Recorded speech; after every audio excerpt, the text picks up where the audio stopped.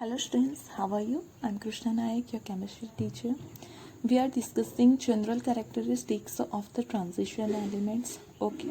In the previous lecture, we discussed about the electropotential and reducing nature of transition elements.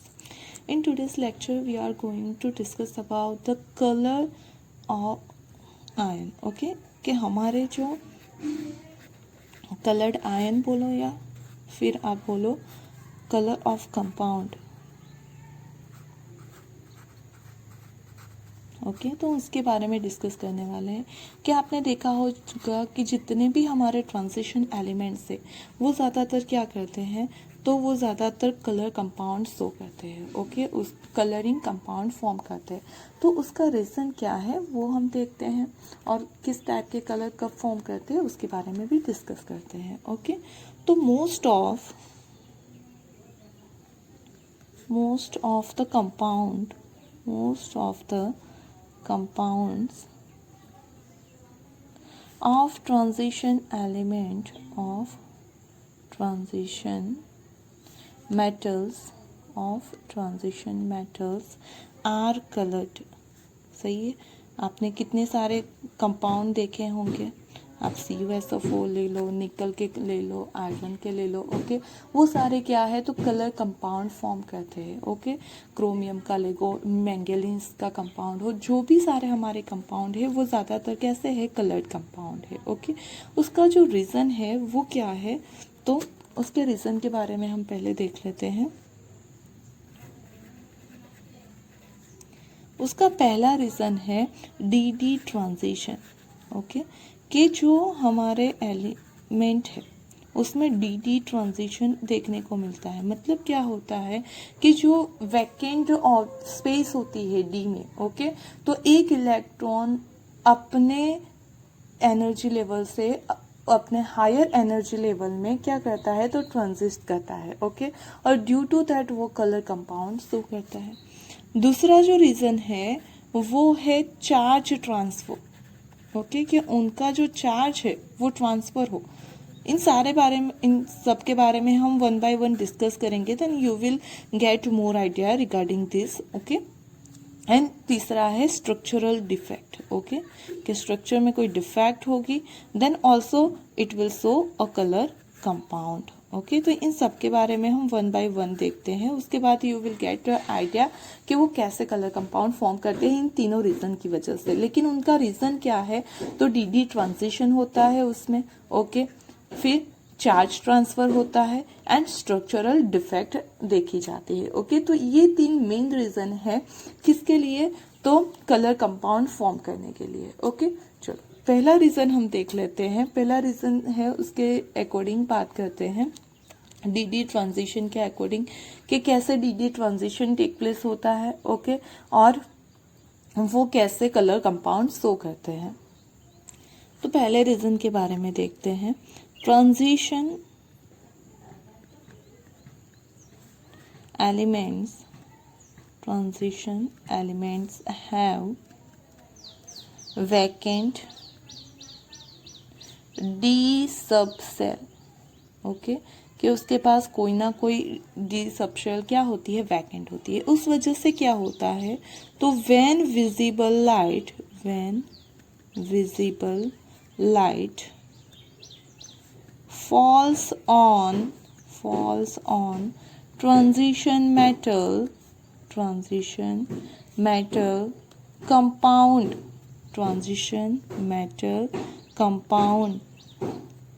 the later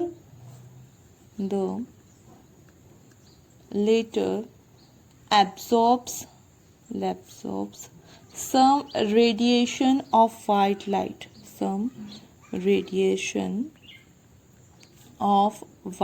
light, and undergoes D transition. वो क्या करेगा तो visible light को absorb करेगा और D transition show करेगा. Actually देखो ये जो चीज़ मैं अभी आपको बताने जा रही हूँ वो आप पढ़ोगे 9th चैप्टर में. ओके कोऑर्डिनेशन कंपाउंड में. लेकिन जो आपकी डी ऑर्बिटल है ओके, आपकी जो 5d ऑर्बिटल है वो 2 लेवल में डिस्ट्रीब्यूट होती है। क्यों डिस्ट्रीब्यूट होती है वो मैंने कहा उस तरह से आप कब पढ़ोगे, तो 9th चैप्टर में पढ़ोगे। ओके, तो यहाँ पे वो ये 2 तरह से डिस्ट्रीब्यूट हो सकते हैं। ओके, और दूसरा डिस्ट्रीब्यूशन कुछ ऐसा होता है कि 1 2 3 4 5, मतलब 5 ऑर्बिटल हो गई आपकी। ओके, उसमें से 1 2 3 यहाँ और 1 2 यहाँ।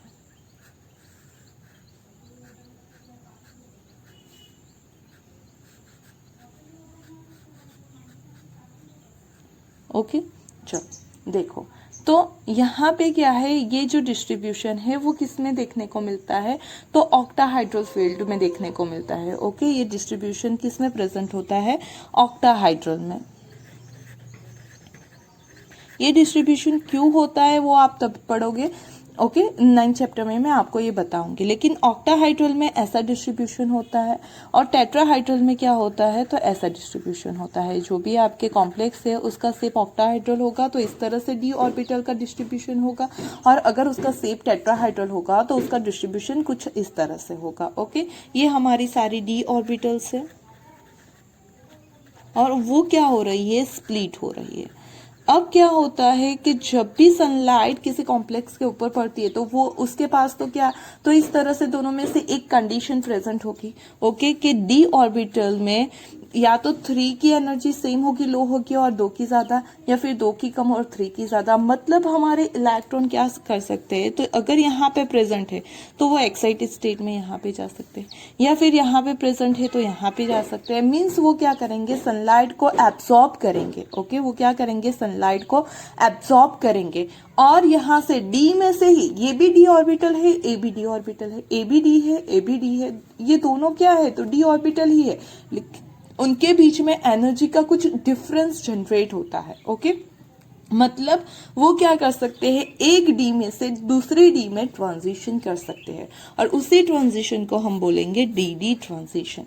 ओके, ऑक्टाहाइड्रल में इस तरह का ट्रांजिशन होता है, टेट्राहाइड्रल में इस तरह का होता है। क्यों होता है इस तरह का वो हम बाद में देखेंगे। ओके, लेकिन मतलब यहाँ डी ऑर्बिट ही 2 डिफरेंट एनर्जी लेवल में स्प्लिट होती है। वैसे पांचों की एनर्जी सेम होती है, हमें पता है कि जो सबसेल है उसकी एनर्जी सेम होती है, लेकिन उसके शेप की वजह से उसकी एनर्जी में कुछ डिफरेंस जनरेट होता है। तो जो लोअर एनर्जी का आपकी डी ऑर्बिटल होगी वो हायर एनर्जी के ऑर्बिटल में इलेक्ट्रॉन ट्रांजिट कर सकता है, और फिर से एनर्जी को एमिट करके वो लोअर में आ जाएगा। मतलब उसी तरह से वो D D transition form show करेगा। ओके, क्या करेंगे, वो डी डी ट्रांजिशन शो करेंगे। अब ये डी डी ट्रांजिशन की वजह से क्या होता है, तो द ट्रांसमिटेड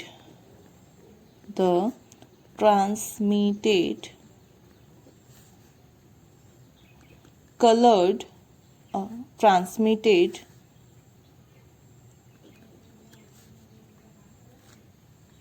और रिफ्लेक्टेड लाइट। ओके, अंदर से जो ट्रांसमिट हो जाती है या फिर रिफ्लेक्ट बोलते हैं, और reflected light.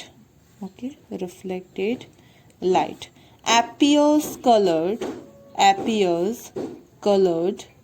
which is complementary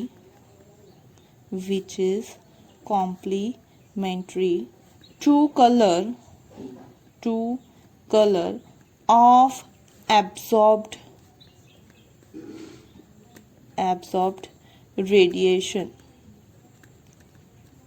okay, क्या करेंगे, तो हमने बोला कि जब भी सनलाइट आप उसके ऊपर क्या करोगे, इम्पार्ट करोगे, वो एब्सॉर्ब करेगी सनलाइट को।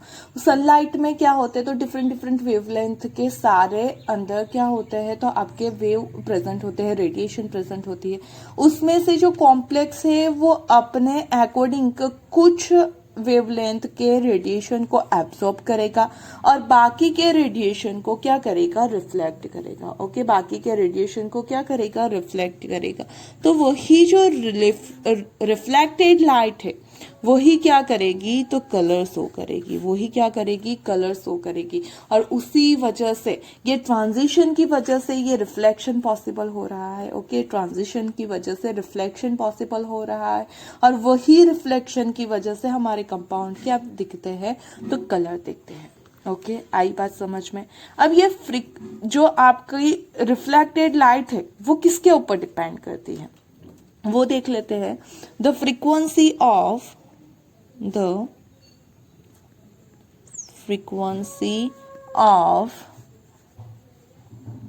लाइट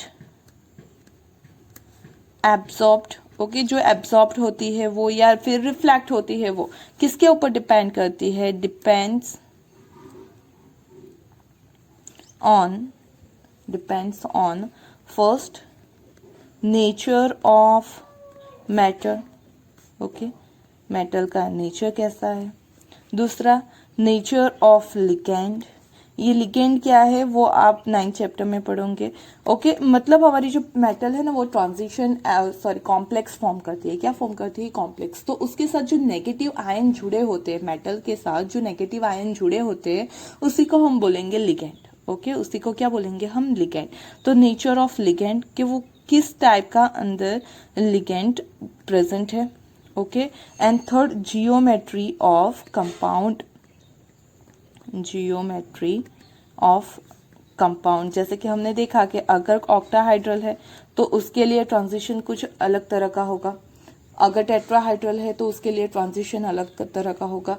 मतलब कि जो ट्रांजिशन है वो ये 3 चीजों के ऊपर डिपेंड करता है। कौन सी 3 चीजों के ऊपर, तो नेचर ऑफ मेटल का नेचर कैसा है। ओके, नेचर ऑफ लिगेंड, उसके साथ जो लिगेंड प्रेजेंट है उसका नेचर क्या है।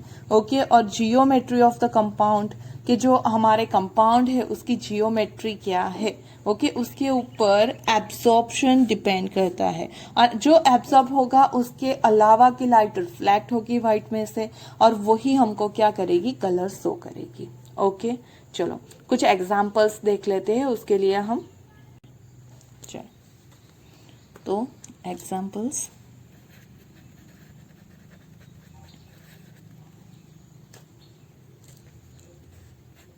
TiH2O6+3, मतलब आप ऐसा बोल सकते हैं टिटेनियम +3 फॉर्म में हो। ओके, तो वो शो करेगा पर्पल कलर।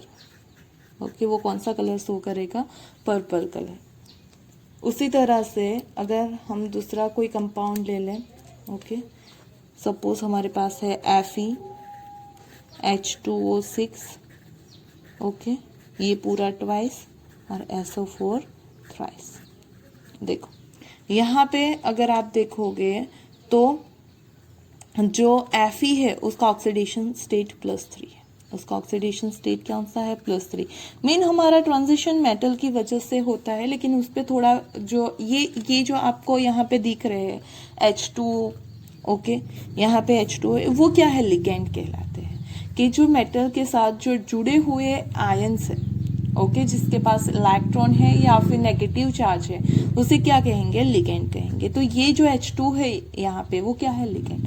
मतलब जब जो टिटेनियम है वो +3 में होगा तब पर्पल कलर शो करेगा, जो Fe है वो +3 फॉर्म में होगा तब येलो कलर शो करेगा, और थोड़ा सा डिपेंड करता है इस लिगेंड के ऊपर भी। ओके, और साथ में उसकी जियोमेट्री क्या है उसके ऊपर भी वो डिपेंड करता है।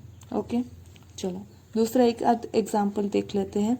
जैसे कि हमारा Cu हो गया, Cu क्या करेगा, तो CuH2O4 into SO4, okay, into H2, या फिर आप सिंपल CuSO4 ले लो।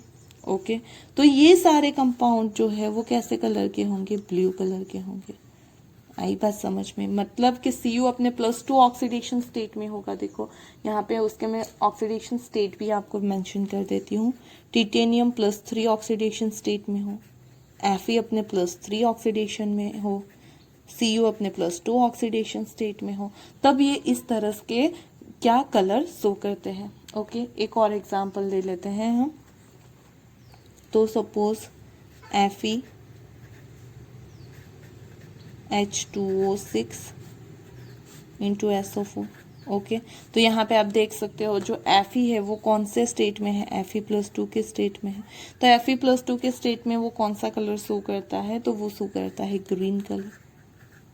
ओके आप ये कॉम्प्लेक्स ना लिखो और सिर्फ इतना लिखो तो चलेगा कि Ti+3 होगा तब पर्पल कलर शो करता है, Fe+3 होता है तो येलो कलर शो करता है, जब Cu+2 के फॉर्म में होता है ब्लू कलर शो करता है, Fe+2 के फॉर्म में ग्रीन शो करता है। देखो Fe+3 है तो येलो है, Fe+2 है तो ग्रीन है। ओके ये सब जो है वो कॉम्प्लेक्स के कलर क्यों शो करते हैं, due to the D transition. Okay किस वजह से शो करते हैं, डी ट्रांजिशन की वजह से। चलो हमने दूसरी चीज देखी, जब चार्ज ट्रांसफर होता है तब भी वो कलर कंपाउंड फॉर्म करते हैं। तो कैसे फॉर्म करते हैं वो देख लेते हैं। तो व्हेन मेटल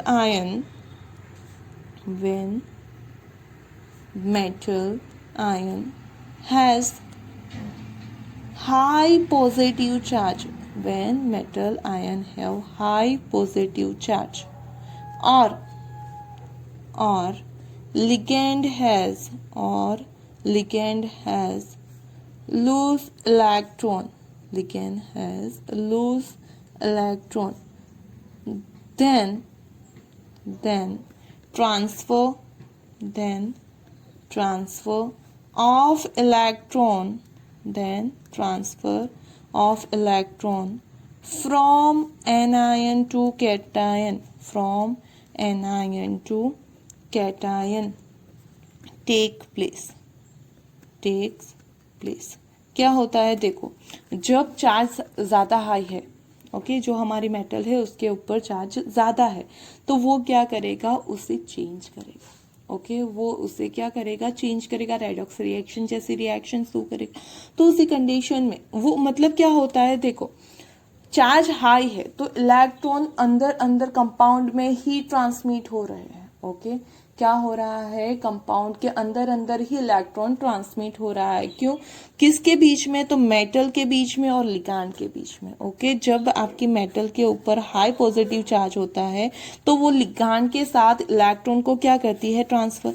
और जो कलर है वो किस वजह से, इलेक्ट्रॉन के ट्रांसफर की वजह से। आप डी से डी में उसका ट्रांसफर कराओ या कैटायन से एनायन तक उसका ट्रांसफर कराओ, लेकिन जब कंपाउंड में इलेक्ट्रॉन का ट्रांजिशन होता है ओके तभी वो क्या करेगा, तो कलर शो करेगा। मतलब डी ट्रांजिशन में एक डी ऑर्बिटल सब सेल में से वो दूसरी सब सेल में जा रहा था। यहाँ पे इलेक्ट्रॉन ट्रांसफर हो रहा है कंपाउंड के अंदर ही, लेकिन किसके पास, तो मेटल और लिगैंड के बीच में वो ट्रांसफर हो रहा है। ओके तो उसी कंडीशन में भी वो क्या करेगा, तो एनर्जी को एब्सॉर्ब करेगा और उसके अकॉर्डिंग कलर शो करेगा। Okay for this process energy is absorbed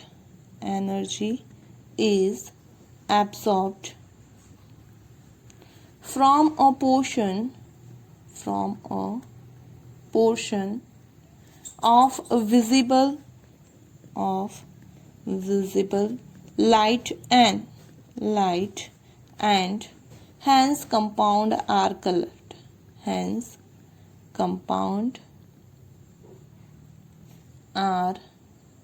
colored, okay चलो तो उसके एग्जाम्पल देख लेते हैं। जैसे कि एग्जाम्पल में हो गया KMnO4, we know that KMnO4 का कैसा कलर होता है, तो पिंक जैसा कलर होता है। ओके फिर ले लो आप K2Cr2O7, तो उसका कलर कैसा होता है, ऑरेंज कलर होता है। ओके या फिर ले लो आप PbCrO4, तो उसका कलर होगा येलो कलर। ओके तो मतलब इस तरह से वो क्या होता है, तो यहाँ पे आप देखो तो जो आपकी मेटल है उसका ऑक्सीडेशन स्टेट बहुत ही हाई है। ओके ड्यू टू दैट ये चीज क्या होती है, तो इलेक्ट्रॉन और ये जो नेगेटिव आयन है उसे लिगैंड कहेंगे हम, तो उनके बीच में इलेक्ट्रॉन ट्रांसफर होता है और they will show a colour. Okay तो ये दूसरी मेथड हो गई। चलो तीसरा जो था वो हमारा क्या था, तो defect in the structure. Okay कि स्ट्रक्चरल डिफेक्ट से भी वो क्या करता है, तो शो करता है कलर, किस तरह से शो करता है वो देख लेते हैं। एनी टाइप ऑफ, हमने फर्स्ट चैप्टर में पढ़ी है बहुत सारी defect, okay. Any type of defect, any type of defect in structure, तब हमने ये भी देखा था कि बहुत सारी डिफेक्ट में मेटल एक्सेस में और उसमें कि वो क्या करता है, कलर कंपाउंड शो करता है, वो कलर शो करता है, ओके। तो उसी तरह से यहाँ पे भी हम वही चीज यहाँ पे रिपीट कर रहे हैं कि जब भी कोई हमारी अंदर डिफेक्ट होगी कंपाउंड के अंदर तो वो क्या करेगा, कलर शो करेगा। Any type of defect in structure gives rise to colour, rise to colour, क्यों, क्योंकि उसके अंदर इलेक्ट्रॉन का ट्रांजिशन पॉसिबल होता है, ओके। एग्जाम्पल के तौर पे हम देखें तो ZnO is yellow, ZnO is yellow when hot due to anion vacancy, okay. जब हम ZnO को, एक्चुअली ZnO कैसा है तो कलरलेस कंपाउंड है, लेकिन जब आप उसे हीट करते हैं तो वो कैसा दिखेगा, येलो कलर का दिखेगा। क्यों, क्योंकि उसके अंदर एनायन वैकेंसी जनरेट होती है, मींस के ड्यू टू डिफेक्ट वो क्या कर रहा है, कलर शो कर रहा है, okay.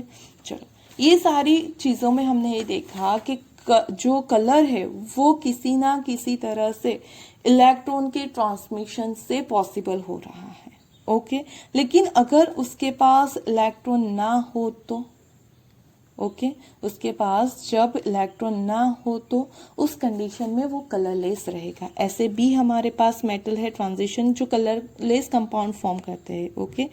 Transition metal ions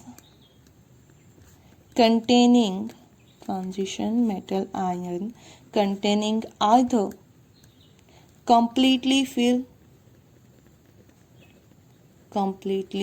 filled d orbital, d subshell, okay, completely filled d subshell, जैसे कि किसके पास है तो एग्जाम्पल के तौर पे Zn+2, कैडमियम+2, Hg+2, Cu+1, okay.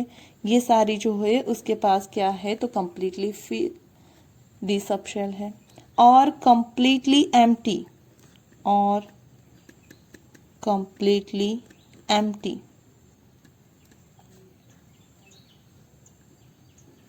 D subshell. तो कंप्लीटली एम्प्टी कब होती है तो एग्जाम्पल के तौर में जब स्कैंडियम+3 फॉर्म करता है, टिटेनियम+4 फॉर्म करता है, ओके। ऐसी कंडीशन में उसके पास कंप्लीटली एम्प्टी डी ऑर्बिटल है तो वो क्या करेगा, कलरलेस कंपाउंड फॉर्म करेंगे, मीन्स दे एपियर कलरलेस। आई बात समझ में, तभी आपने जिंक के जो कंपाउंड देखे होंगे वो ज्यादातर कैसे होंगे तो जिंक के जो कंपाउंड है ज्यादातर कलरलेस होते हैं, ओके। क्यों, क्योंकि उसके पास क्या है तो कंप्लीटली फील्ड डी सबशेल है। किसके पास, जिंक हो गया, Zn+2, कैडमियम+2, ये सारे के पास क्या है तो कंप्लीटली फील्ड डी सबशेल है। और ये जो है जब कंप्लीटली फील हो या कंप्लीटली एम्प्टी हो तो दोनों कंडीशन में ट्रांजिशन पॉसिबल नहीं है और ड्यू टू दैट वो क्या दिखेंगे तो आपको कलरलेस दिखेंगे। आई बात समझ में। तो यहाँ पे इस लेक्चर में हमने देखा कि ट्रांजिशन एलिमेंट क्यों कलर कंपाउंड फॉर्म करती है, ओके। और जो कुछ ट्रांजिशन एलिमेंट है उनके कलर, जो कंपाउंड है उनके कलर क्या है तो शो नहीं करते हैं, तो उसका रीजन क्या है, कौन सी वजह से वो कलर कंपाउंड फॉर्म करते हैं, उनके कलर क्यों चेंज होते हैं, इन सारी चीज़ों के बारे में हमने इस लेक्चर में स्टडी किया है। Hope you understand about this. If you having any query regarding this topic, drop a message in a comment box and thank you for watching this video.